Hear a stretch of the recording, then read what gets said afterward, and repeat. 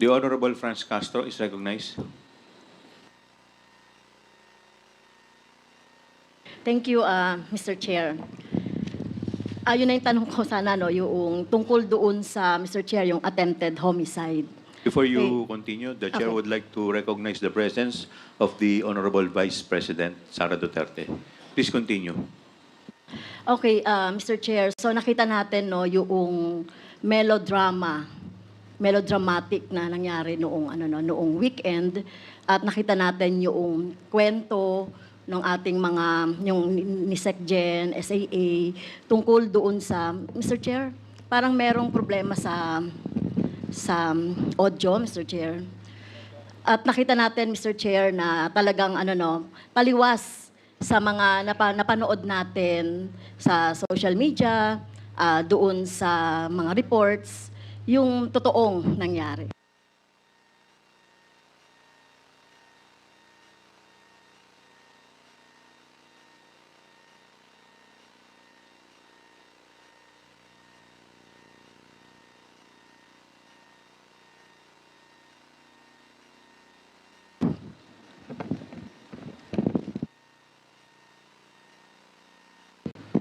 Hello?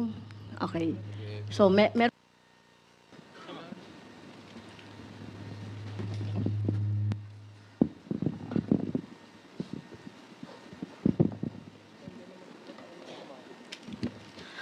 Okay, thank you, Mr. Chair. As I've said, no, doon sa mga kwento na napanood natin, sa statement ni BP Sara, at saka sa statement ng COS, ng OVP, so na-realize natin dito, taliwas doon sa kwento nila, yung tunay na pangyayari.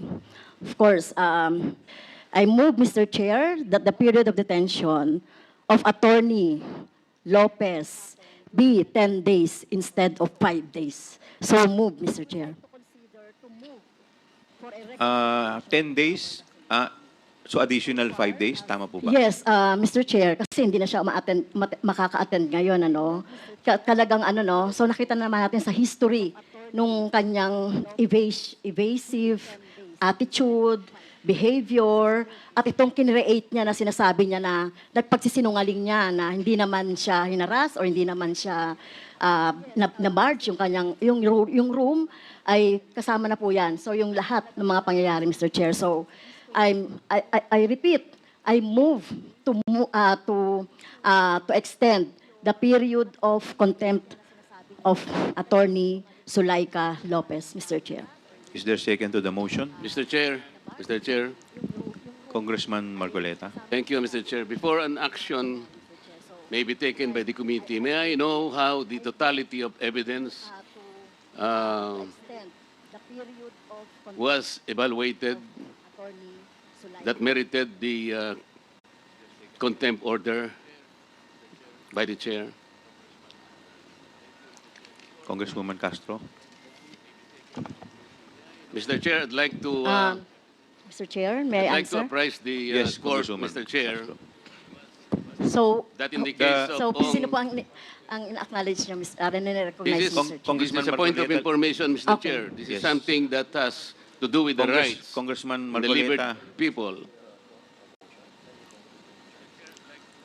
In the court,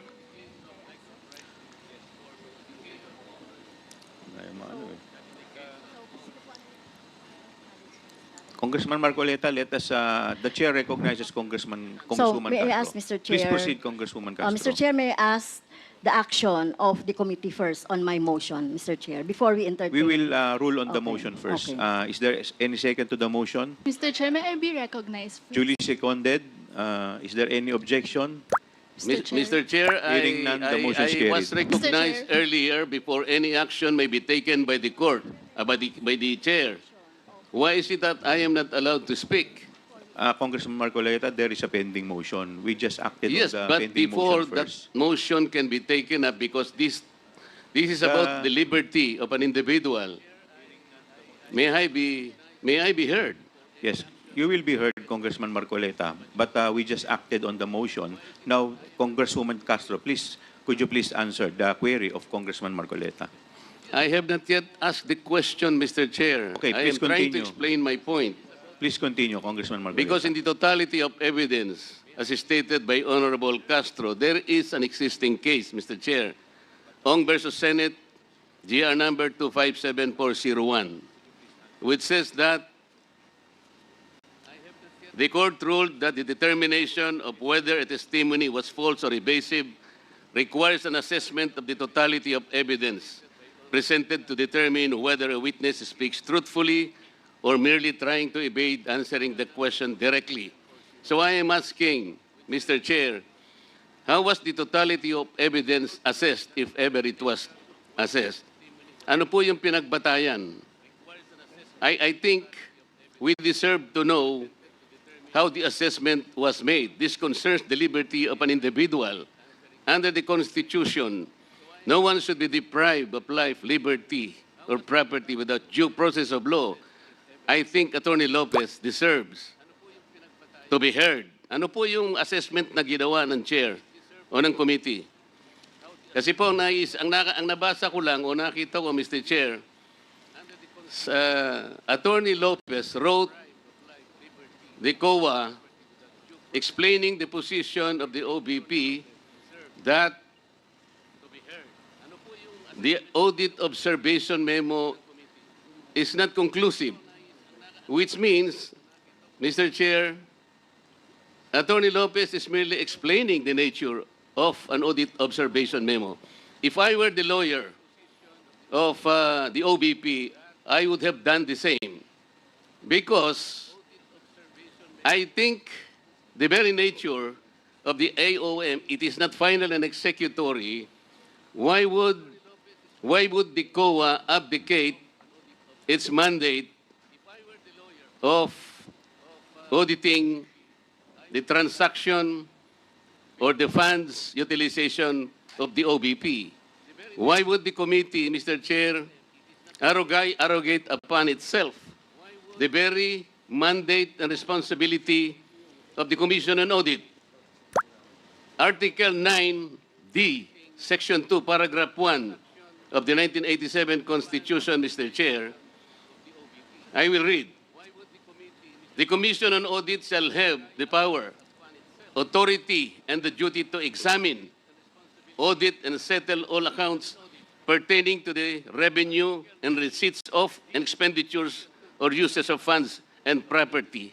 Mr. Chair, this constitutional provision jibes with Section 25, Paragraph 2 of Presidential Decree 1445 or the State Audit Code of the Philippines, which says, to develop and implement a comprehensive audit program that shall encompass an examination of financial transactions, accounts, and reports, including evaluation of compliance with applicable laws and regulations. Meaning to say, Mr. Chair, the mandate and authority to audit accounts on the expenses or expenditures of government is only the COA. I believe it is my respectful submission, Mr. Chair, that this committee usurped that particular mandate and that will now put the Commission on Audit positions in a compromise, Mr. Chair. How will you now assess the authority, the integrity, and the mandate? It is an independent constitutional body which mandate rests upon them. And I think the audit observation memo, Mr. Chair, is still under process by the committee, by the Commission on Audit. Why would we take that responsibility from the Commission on Audit? Why don't we allow the process to proceed and complete their investigation? I am raising a constitutional issue before this committee, Mr. Chair. We cannot arrogate upon ourselves the principal mandate reposed to the COA. It is the Constitution itself which gave them that responsibility, that authority and mandate. Where in Article 7 of the Philippine Constitution, which is the grant of legislative power, can this committee arrogate upon itself that particular mandate? I would like that question to be answered, Mr. Chair.